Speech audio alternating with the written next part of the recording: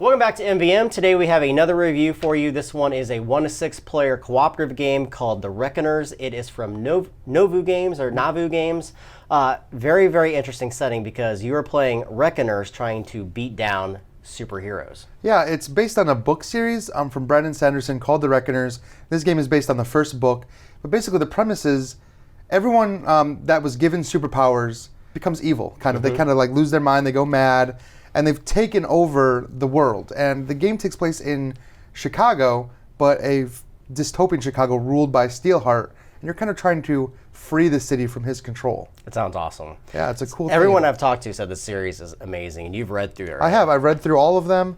Like I said, this is based on the first, but there's definitely room to expand out to the other books. So let's talk about the components. The first thing you're going to notice when you see this are all these game trays. And yes, this is common to all 3 different versions that you can possibly buy. Yeah, every version comes with these. These are so cool. Like, normally you pay like a huge premium for these trays, but these inserts are great. These inserts or game trays are going to hold all your different components, your character boards, your dice, all the things for Steelheart, all your different tracking systems, all your extra components, and they all fit beautifully in the box. The 3 different versions, one version is going to be your baseline version, which is basically this is going to come with some card sleeves for all of your different components. The next version up is the Steel Edition. That's going to come with the Steelheart. And all of these different tokens that you see that are fitted into the board are actually metal, like tooled metal, and really nice tooled metal as well. Cool. It's beautiful. And then the highest version, which I think is around $150, is everything that you see here with the tooled metal, but also pre-painted miniatures. That's cool. I mean, it's if you're really into package. it, that's definitely worth it. So let's talk about the game itself. It's a pure cooperative game. You are trying to destroy Steelheart. That's your only goal. If you don't do that, you lose. And there's a lot of different threads on here of things you're going to be wanting to do, but if you don't focus on this guy, game over. Yeah, he gets overwhelming very quickly. Yep. So each player is going to start with one of the 6 different characters. You can choose whichever character you want. They're all color coordinated. They have their own board. They have their own 3 dice that are specific to them, as well as an item that kind of shows their native ability or native contribution to the team. Again, it's all very thematic to the characters in the books too, which is really cool. You're also going to start with 3, what would you call basic dice? Basic dice. Everyone starts with 3 of those. So 6 dice that you're going to be able to roll to be able to do specific things. You have a Steelheart board. The Steelheart board is going to have all of its different powers. These can be changed and modified depending on how difficult you wish the game to be. And by player count as well. This is a 2-player setup right here. Also, you have his tracking system.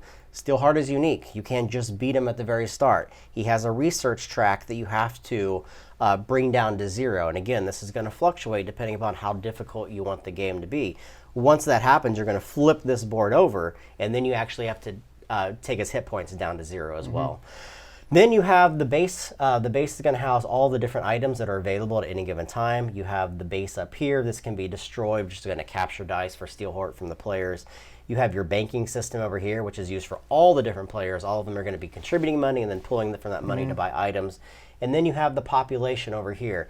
One of the main ways that the players can lose is if at any point that population reaches 0, you've failed to save the city and everyone loses. Yeah, and that drops pretty quick. Yeah.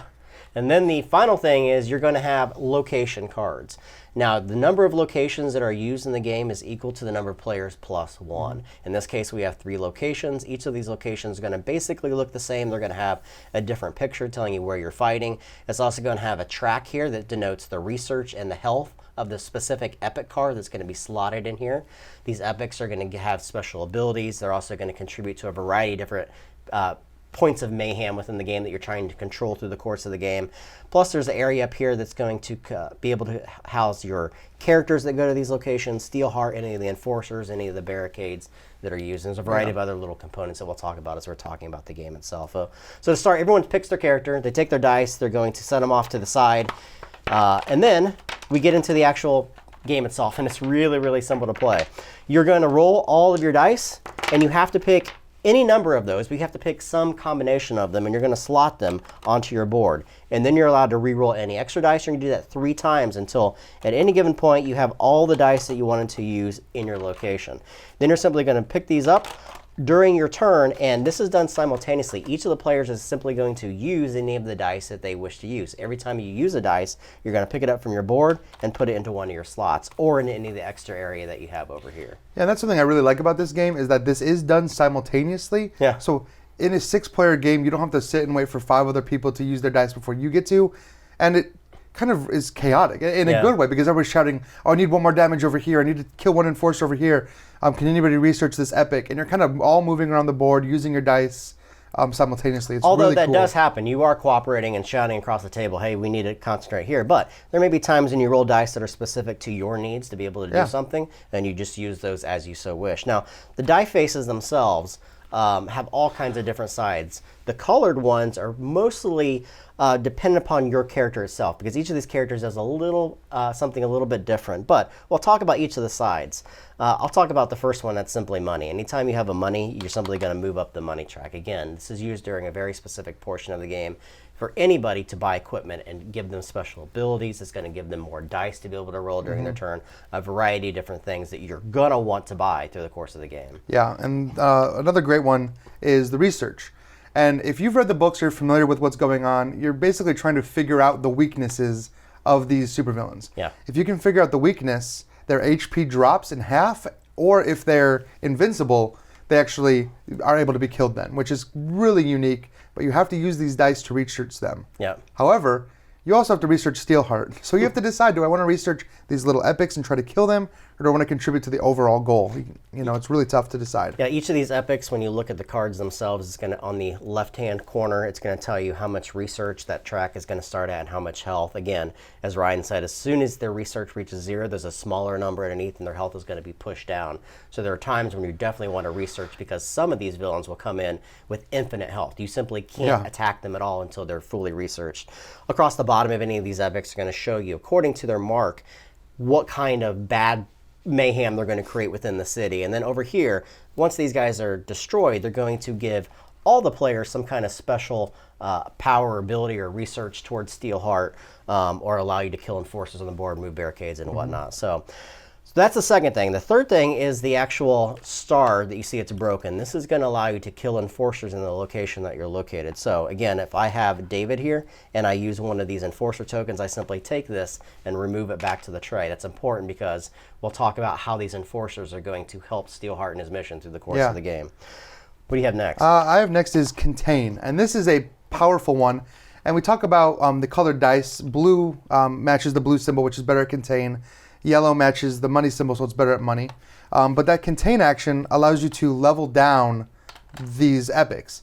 So these abilities, these ability trackers will go up as they level up. You can level them back down. You can even level back down Steelheart. Yeah. Because if these tracks get to the very max, he's doing a ton of damage to the city, and you really want to contain that as best as possible. Yeah. Again, you have to decide, contain the epics or contain Steelheart. It's not an easy decision. We'll talk about these markers in just a little bit. The next thing is the actual attack die. It's the attack epic. This allows you to do damage directly to any of the epics that you're located in. Again, if I use that here, I'm allowed to use one of these to tick this down. Now, as we said, some of these guys may have infinite health, so you have to be able to do their research first.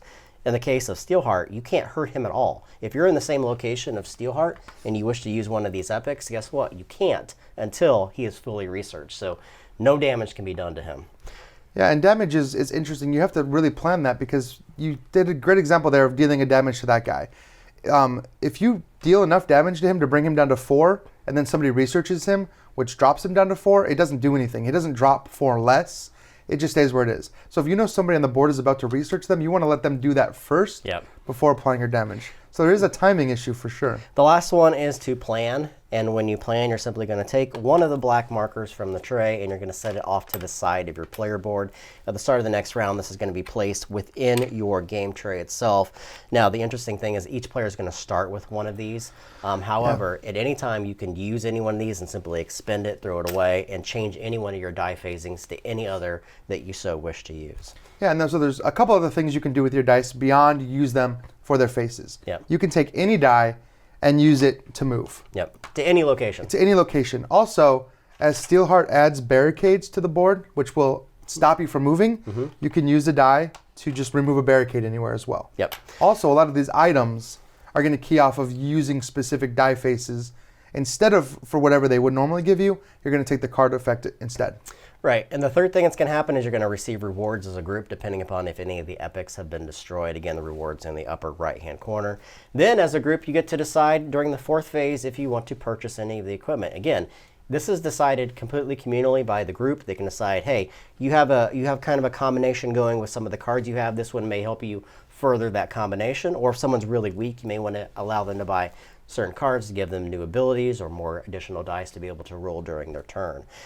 Now comes the bad stuff, and this is where you really have to be careful and plan out how you're attacking each of these different locations and handling Steelheart, because the epics, you're going to add new epics to the board, and then you're going to activate those epics. So if you've killed an epic, you still have to add one and then activate them, which is bad. It is not done in the reverse order. Right. So the first thing that happens is you have to add any epics to any of these locations that have been cleared out. So if this guy had been killed, you're simply going to throw him out and then add a new one. Anytime you add one to a location, it's going to start on the very first one, meaning that ability is then active at that given time. Yeah, and that is, it seems catastrophic that more epics are coming out constantly, but if you have an epic that's level 4 or 5, you kill him, a level 1 comes to take their place. So you are still helping. Yeah. It just doesn't always feel like it. It's constant. Then you're going to activate the epics in order of where Steelheart is located. In this case, he's located in New Chicago Theater. So you're going to look at this epic. You're going to see all the different awful things that he's going to do.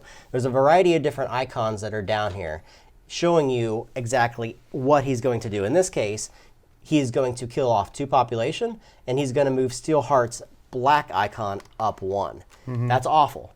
And then you're going to go around the board doing each of these different things. These are going to do a variety of different things. They're going to add barricades to the board. They're going to reduce population. They're going to increase the power of Steelheart, which means Steelheart's going to become more powerful and do awful things to you as well.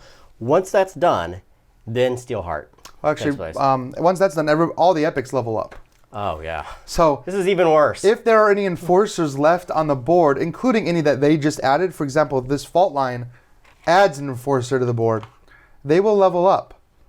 If they can't level up anymore, they will just do whatever the bad thing is at the end of their track. That many times. That many times. So if you're here and you've got 3 guys and you didn't handle this, he levels up 3 times, which increases Steelheart's 3 times. Which can do that. Which now will kill a population because he can't level up anymore. So it can snowball very quickly if you let these epics get out of hand. Yeah, and that's why you want to contain the enforcers and start using those dice here, because if you don't, that happens. Then Steelheart happens. Yeah, after he got leveled up by everybody on the board, before you had a chance to really do anything about it, he's going to act. Steelheart's going to do a variety of different things from top to bottom on his board. This is going to destroy population. This is going to remove the base, and this is going to move down. I'll talk about that in just a second.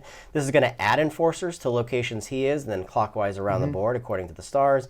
And then you're going to add barricades. And again, the further they are on the right, the more they're doing.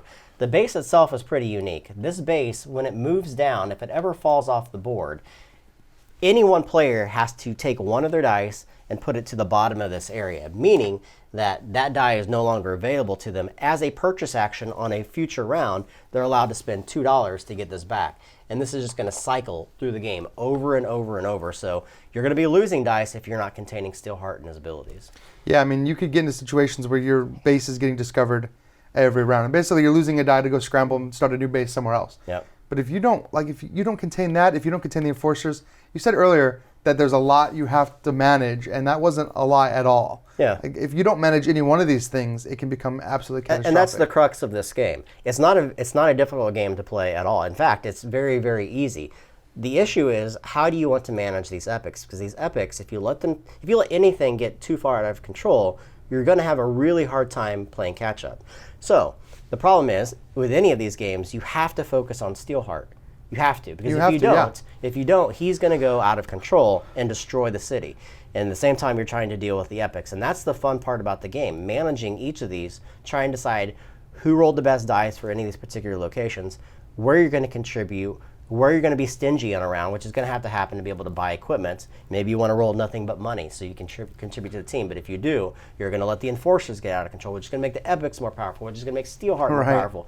So you're trying to make all these decisions in a very limited amount of time, because your population is your in-game trigger. If that population ever reaches 0, you're dead. Yeah, and it's a giant puzzle. I mean, it really Yes. is a giant puzzle. So many moving parts and so many different dice you can roll. Plus, like I said, you have these plan tokens, so you can even change dice. You have these special ability cards. Like this sniper character, which is very thematic, allows me to take a sniper token and put it somewhere on the board, and now I can affect the space I'm in and the space with my sniper token. Which is huge. Which is huge. So if you need an extra couple dice somewhere else, and I haven't used this token yet this round, I can move it around. I mean, you really have to communicate with your team. You can't just play your own game here. You're not going to win if everyone just has their head down playing their own board. Yeah. You have to communicate and coordinate. Yeah, the other thing I really like about this game is these epics are varied. There's what, 25, 25, 30 these something, different yeah. ones in here.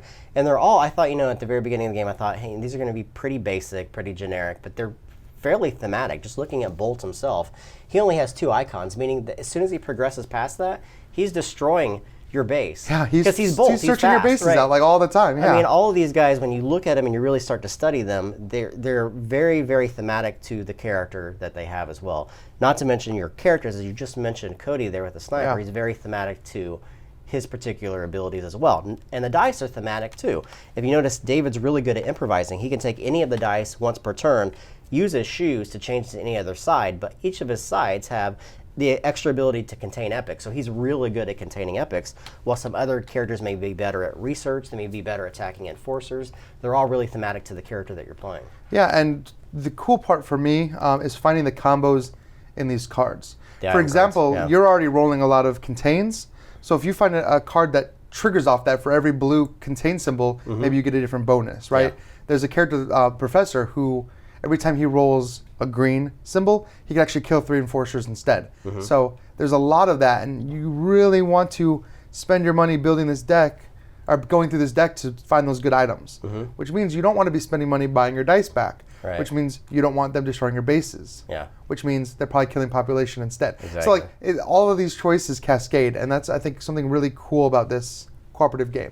Now, I've only played the game, disclaimer, 2 players, and I really, really enjoyed it as a 2-player game.